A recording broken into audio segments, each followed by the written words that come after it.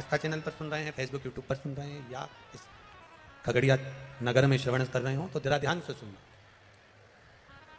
मान लो ये शिवलिंग, ये जलाधारी किसी किसी मंदिर में नंदी मंदिर के बाहर होता है, गर्भगृह के बाहर। बोलो सही है कि गलत है?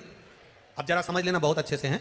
किसी किसी मंदिर में नंदी जो मंदिर अंदर का होता है गर्भगृह, उस गर्भगृह से बाहर होता है।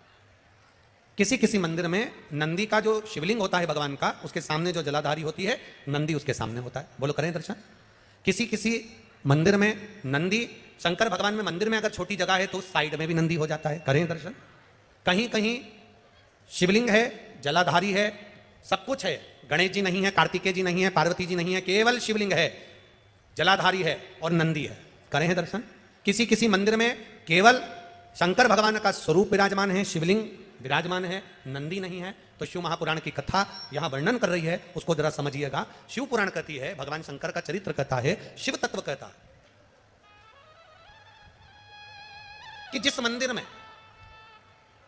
नंदी जहां विराजमान, जिस जगह पर विराजमान है, सामने बैठा हो, गर्भगृह के बाहर बैठा हो, या तिरछे में बैठा हो, या शिवलिंग जिस भाव से विराजमान है, आप अपनी जो आराधना कर रहे हो, आप अपनी जो भाव से पूजन कर रहे हो, आराधना कर रहे हो, सेवा कर रहे हो, उसमें तुम्हारे भीतर यह भेद नहीं आना चाहिए कि इस मंदिर में नंदी तो बाहर है ही नहीं, तो मैं पूजन कैसे करूं? इस मंदिर में तो नंदी सामने बैठा है, तो मैं पूजन कैसे करूं? इस मंदिर में नंदी तिरछा बैठा है, तो मैं इसकी पूजन कैसे करूं? इस मंदिर में तो पार्वती जी नहीं है, गणेश जी नहीं है, सदानंद कार्तिकेय जी नहीं है, तो मैं पूजन कैसे करूं? शिव महापुराण की कथा कहती है, भाव हमारे भीतर नहीं आना।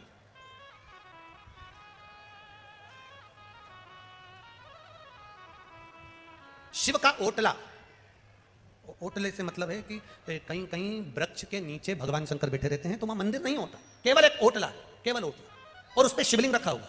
केवल एक ओटले पर भगवान शंकर का शिवलिंग रखा है। या मंदिर है, गर्भगृह है, बड़ा चौक नहीं है।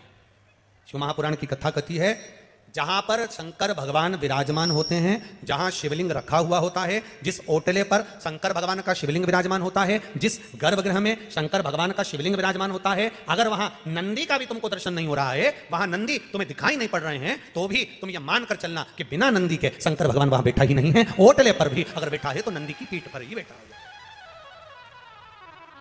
जहां वो बैठा है, गला पकड़ रहा है रे बाबू, गला पकड़ रहा है, वो नंदी वहां विराजमान है, वो नंदी वहां बैठा।